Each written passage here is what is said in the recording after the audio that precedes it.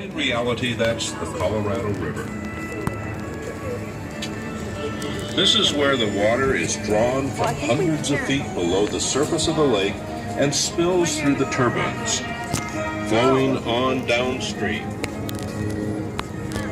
The water comes out of the turbines at an average temperature of 53 to 55 degrees.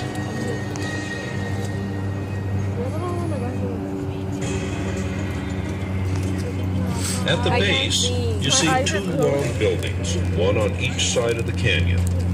These house the 17 generators that create the electrical energy that provides the funding for the operation and maintenance of this facility.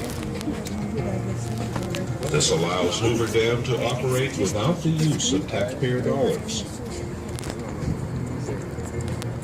You'll notice the roofs on both buildings appear to have wires coming out of them.